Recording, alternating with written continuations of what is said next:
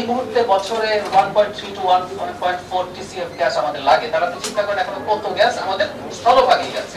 এগুলো করা হয়নি, এগুলো প্ল্যান ছিল, এগুলো করবো না। আর এলএনজি ইম্পোর্ট এবং গ্যাসিফিকেশনের জন্য কতগুলো কোম্পানিকে আমি প্রোভাইড করব, যেমন একসময় বিদ্যুৎ কেন্দ্র করা হয়েছিল। তো এই কাজগুলো শুরু হয়েছে, অলরেডি দুটো রিগ নতুন করে কেনা হবে এবং এক্সিস্টিং রিগগুলো যাতে অ্যাক্টিভ থাকে সেই চেষ্টা হচ্ছে।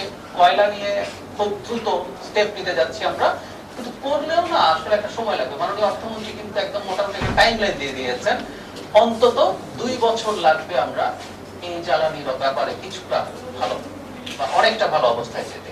তো আমাদের এই অন্যের পাপের ফল, যেমন যে হামের ক্ষেত্রে হলো না যে হামের টিকা দেয়া হয়নি বলে আমাদের সময় এসে এটা ঘটেছে।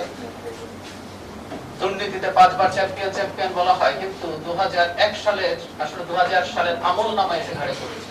দেখতে মনে হয়েছিল বিএনপি না, বরং বিএনপির সময়ে প্রতিবার পয়েন্ট বেড়েছিল।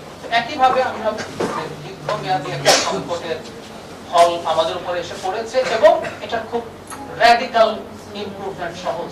সুতরাং একটা ডেমোক্রেটিক সরকার চাইলেও আসলে জনগণের ইচ্ছার বাইরে যেতে পারে না। জনগণের অসুবিধাকে তাকে কগনিজেন্সে নিতে হয়।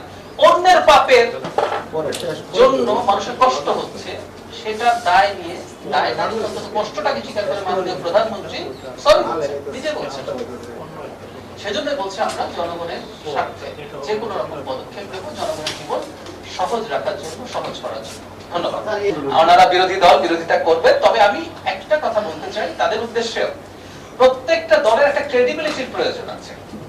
আমি এটা তাদের ব্যাপারে তারা সিদ্ধান্ত নেবে, কিন্তু তারা যদি অপ্রয়োজনে অযৌক্তিক ভাবে মানুষকে মানে জনগণের সাথে আছে বলে দেখিয়ে সরকারের উপরে চাপ তৈরি করার চেষ্টা করেন, তার প্রতিটা আন্দোলনে তো জনদুর্ভোগ হয়। এই যে কিছুদিন আগে সচিবালয়ের সামনে তারা আসলেন, গাড়ি বন্ধ হয়ে গেল, আমি মনে করি জনগণ এগুলো রিজেক্ট করবে এবং আমরা আমাদের জায়গা থেকে যেহেতু বোঝাচ্ছি